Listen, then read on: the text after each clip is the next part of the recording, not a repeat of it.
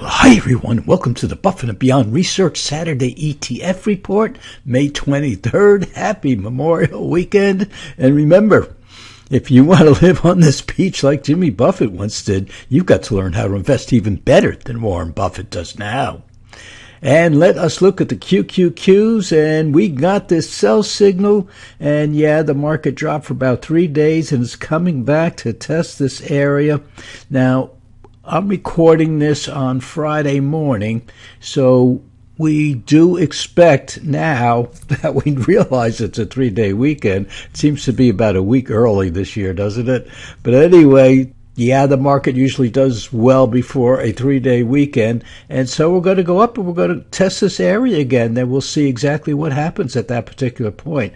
But did it go down to the 20-day moving average, the reversion to the mean? Almost. So is this a reversion to the mean? Or are we just trying to test this top one more time? And we'll see, because down here we do have this intermediate term indicator turning down, and now it wants to kind of straighten out here. But we'll see. Today will probably be a positive day for the market, and then we'll go from there. We'll just see what happens on Tuesday, because remember, the markets will be closed on Monday. And let us look at the year-to-date. And year-to-date, the QQQs are up about 16.5%, which is a pretty decent return for the year so far, folks. And let us look at the ETFs this past week. And semiconductors are in the lead, energy. But look here, home construction actually had a positive week. Now, this is close of Thursday evening, or Thursday at the market close. So it's up about 1.5%. And the problem is that we still have the home builders down a little bit for the week, so that's not doing too good. And the ARK Innovation ETF, which seemed to be was very, very, very popular several years ago, is down 1.77% for the week. And yeah, gold is right there at the bottom, isn't it? So for this week, it was just the surprising, at least home construction, at least they bought some home construction stocks, and also some healthcare stocks and financials. So the three laggards from this whole half of the year has actually shown a little life. Not much, but a little. But let's look at year-to-date. Semiconductors are just running away with it. Oil and gas and energy, second and third. Technology right there at number 4, up 24%. Very, very nice. And as we said, the NASDAQ up a little over 16%. S&P up about 8.7% for the year, which is pretty decent, folks, for 5 months out of the year almost already. And there's the ARK Innovation for year to date, down about 0.5%. And here's the home builders. Yeah, they're down. And home construction down 5.5%. So let's look at our top stocks versus the indices. And with the semiconductor ETF up 79%, our top stocks are actually lagging, but being up 44% for year to date. So that's 5 months. Not too bad, is it, folks? And technology, the ETF is up 24%, and our top stocks are up 35%. The NASDAQ 100, now this is the portfolio we've been thinking about doing away with for a long time, because we have the technology stocks, we have the semiconductor stocks, and that's really what we want out of that NASDAQ 100. So we're thinking very, very highly of getting rid of this portfolio totally. It hasn't done as well last year. Actually, it did as well as the NASDAQ 100, and as of last week, it was up almost this amount. So it lost during this past week, and one of those stocks can just make a big difference in the entire portfolio. Yeah, and it was Axon this week, which didn't do so well. But anyway, we're thinking about doing away with this portfolio altogether because we certainly have technology and the semiconductors in tow and doing very, very nicely. And we're going to show you that in a second here. S&P 500 up 8.7%, 8.8%. Our growth portfolio up 16%, almost doubling the S&P 500. And then for the ARC innovation, our answer to that is the larger stocks in that portfolio, and that's our Tech ETF, up 35%. Home builders down 3% for the year, where our top stocks there up 4.2%.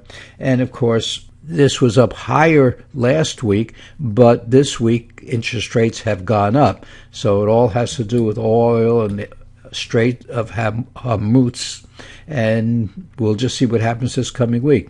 Dividend growth and income with the dividend is up about 10.2%. Folks, this portfolio in 2022, when the S&P was down 19% and the NASDAQ was down 34%, this portfolio was down just 8%.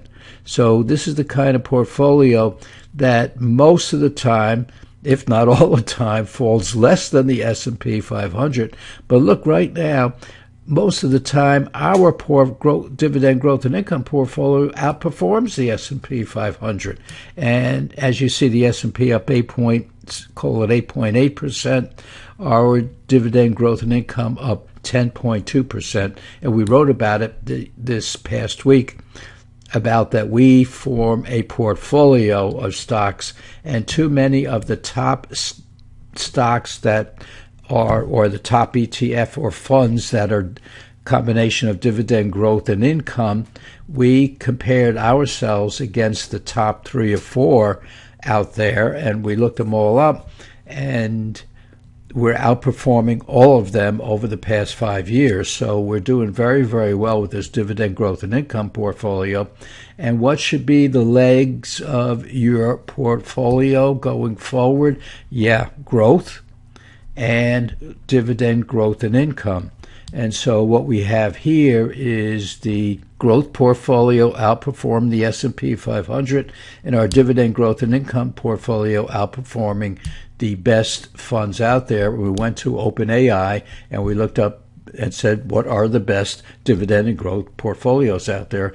Plus, we started this year with about a 3.7% dividend, which is higher, and in some cases much higher than the best dividend growth and income ETFs out there. So it's doing very, very nicely, and we're proud of this. And a lot of people are starting to look at it and say, you know, if I can protect my portfolio fairly well, especially during declines like 2022, then I'm going to go for it, because so many of you are away from the really top growth stocks. In other words, you've created your wealth by picking good growth stocks all these years, and now some of that money should be going into dividend growth and income.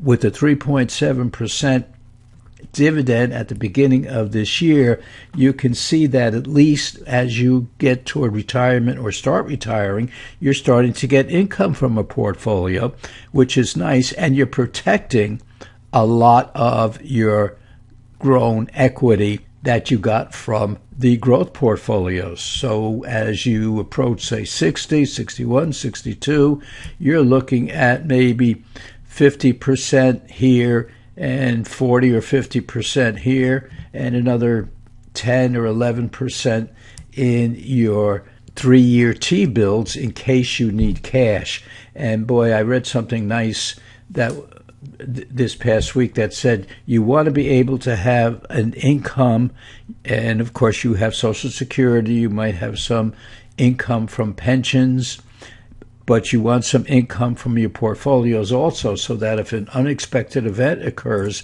it's not a catastrophe, it's just an inconvenience, because you do have the income coming in that you can continue to pay your bills without having to dive in and sell some of your growth portfolio. Why do you even want a growth portfolio? Because once you turn 60 and you get into your 60s, odds are that you're going to live into your 90s. So that's why you've got to protect the buying power, what you already have in your portfolio against inflation. So you want to protect that buying power. So, folks, this is 5-year returns as of 12/31/25, so it's not counting 2026 yet. And ARK, that innovation fund, down 30%, S&P up 82%, the Tech ETF up 132%, but our top stocks over the past 5 years in the Tech ETF up 285%, doubling the XLK, doubling the ETF. So in other words, picking the best stocks in the ETF, you're probably over the long term going to outperform the ETF itself. Semiconductor ETF up 87%. Over 5 years. We thought it would be much more because the semiconductors are almost doing that this whole year, aren't they? But our top stocks up 251%. So we're looking at 3 times that of the ETF itself. So if you pick the top stocks out of the semiconductor ETF, up 251% in our model portfolios, where the ETF itself up 87%, and it's up another almost 80% this year alone, and that's not included in this return.